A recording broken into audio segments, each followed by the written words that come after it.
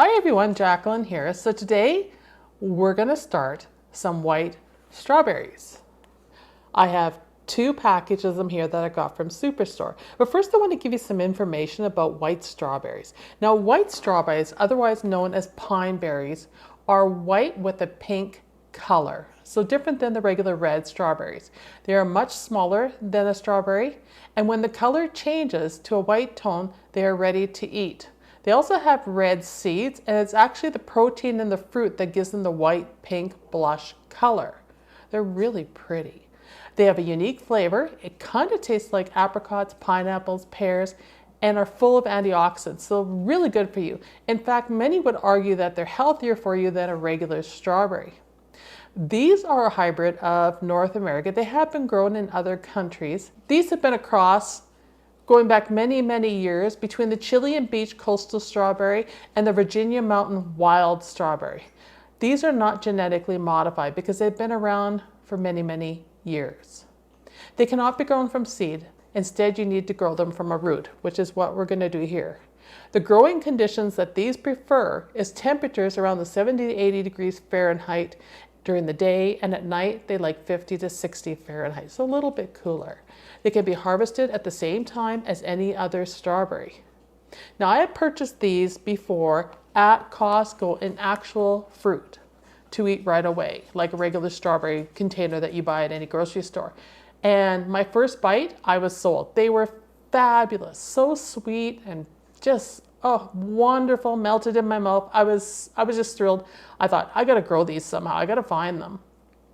And although they're considered kind of a niche for a strawberry plant, they have been around forever. So they're not anything new, but I think we're just starting to see more of them coming out from the seed suppliers and or growers.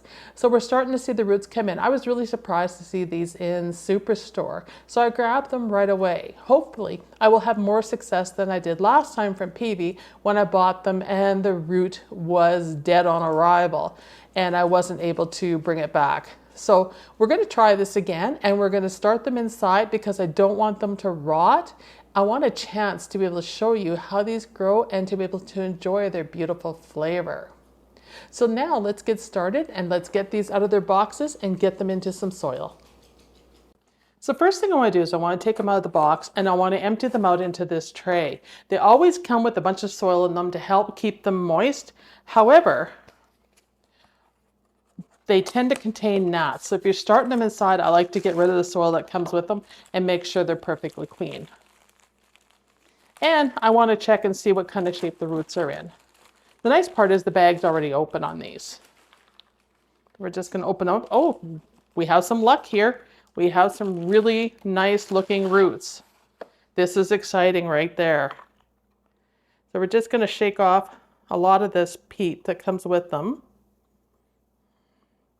And we're going to examine this as close as we can. I'm trying not to have any of that in it. If you do get them in it, you could use mosquito dunks on to deal with it, but I don't really like using that stuff when you're dealing with food. So giving them a good shake off is the way to go.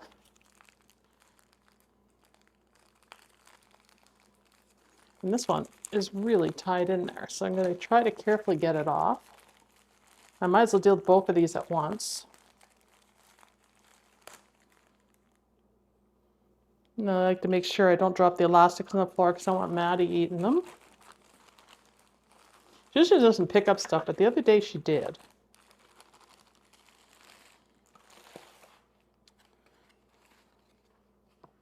So once again, we have lots of stuff on them.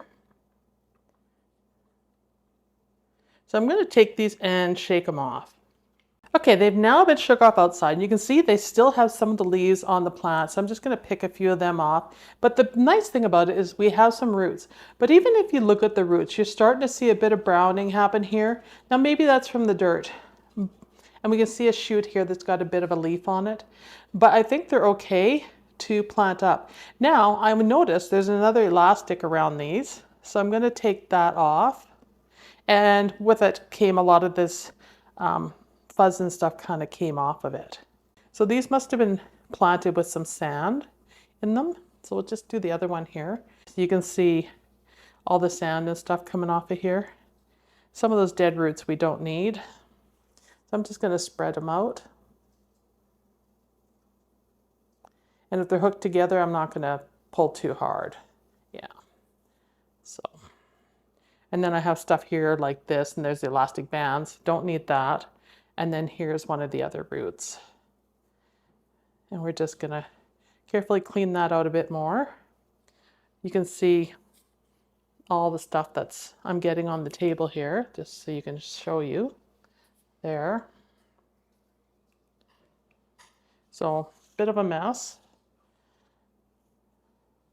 And then I'm just going to sort this one out a bit more. A little bit more of a shake to get all the stuff out of it. So you can see the roots on this one.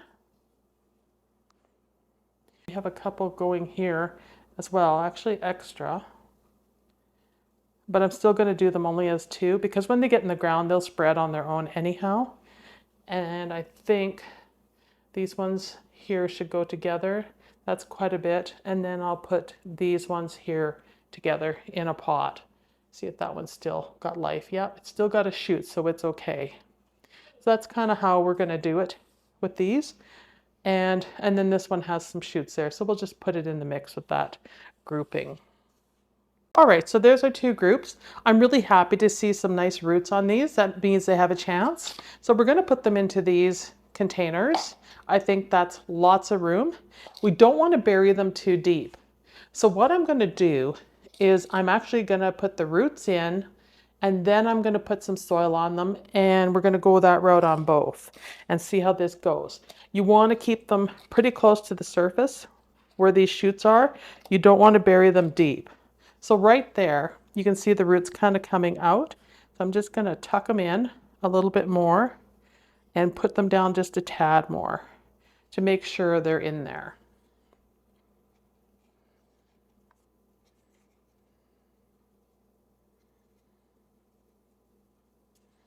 And that one just wants to pop out. It just wants to grow, and that's all there is to it, which is fine. So we'll start potting it up. So I have my mixture of Pro Mix with perlite that we're going to use right here to pot this baby up. And I have my wooden spoon in here because that's what I use to mix. And we're just going to fill in around it. And there will be some dirt that will come out the bottom, and that's okay. I have no problem with that, you guys. It doesn't have much, and with putting the roots so far down to the base, you don't get much come out. In fact, when the plant does take off and fill the pot with roots, that's not an issue anymore. So I don't cover my holes. I know a lot of you think I probably should, but that's just my method, and quite honestly, so far it works for me. So each to their own. If you want to cover it, go ahead, but I find you get better drainage, and I water from the bottom so it sucks it up better and gets it to the roots. And with these, because they aren't going to like a lot of water, we're going to water it from the bottom. But the soil is currently moist, and I'm going to give it a fine, quick spritz on top just for those roots there, but then it's going to be watering from the bottom. And I'm just going to make sure it's good and firm in place so we don't have too many air pockets. And I think it looks pretty darn good. There we go. Let's make sure we even that out. So that's how it's going to start. Now we'll do the other one, and we'll put those roots in. Bottom down, tops up. You can see the fluffy stuff is going to the bottom. All the grass-like material on these. There we go. Put that in the corner there. Whoops, that one's upside down. See how easy it is to get them upside down? I'm pretty sure they'll right themselves if you do put them upside down, because most plants do. They'll go toward the light, but just to make sure.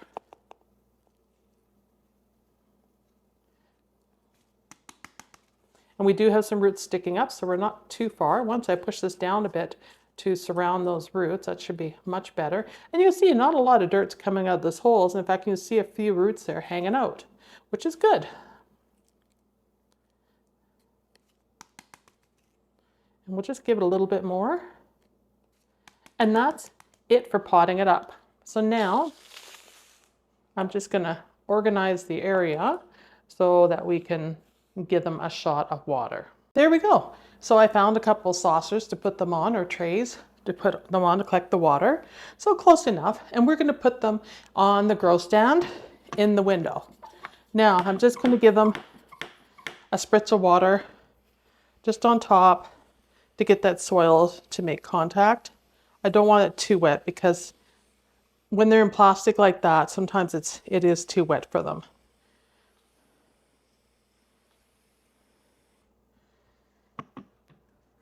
And that should do it.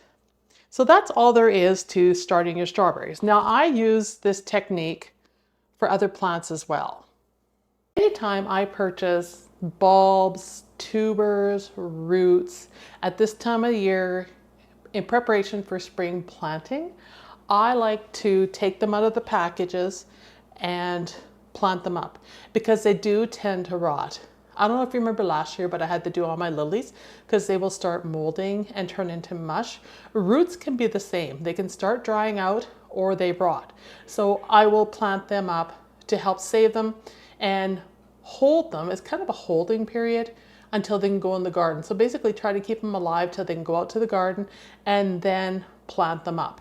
Now strawberries in particular like some compost, and these ones also had sand in the mix. So good potting soil, compost, and some sand will help your strawberries grow. The other thing is you don't need many strawberry plants to plant in your garden because as they send out their runners, you can take those runners and bury them under the soil or pin them down, and that will form more roots. And that's my plan. I'm going to do that when I put these in the raised beds because I'm going to have a raised bed of red strawberries and a raised bed of these pine strawberries, or pineberries as they're properly called. In the grocery stores, they're called actually alpine pineberries or alpine strawberries. So just a heads up on that when you see them. So I'm going to do that in the garden and have two separate beds, and we'll see how they do. I'm really pumped that these have roots on. This is the best I've seen so far, and quite honestly, it's not the greatest, but hey, what do you get for roots at this time of year? It came from deep down in the States, and it's a long haul by truck to get up here to Saskatchewan where it's very cold, and you never know. Sometimes they get frozen in those trucks too. So anyhow, they look decent. We're going to try to grow them and see if we can save them and keep them going and get them out in the garden. So I hope you enjoyed this video. If you see them, give them a try. If you see them in the stores, buy some and taste them. They're a little more money. They are more expensive than regular strawberries, but damn, are they tasty with the pear, apricot, pineapple flavor that's to them. Once you have these, you will not go back to regular strawberries if you can help it. Of course, they don't come out very often. I see this at Costco about once a year at the most. So just a heads up on that. Anyhow, thanks for watching. See you in the next video. Bye, everybody.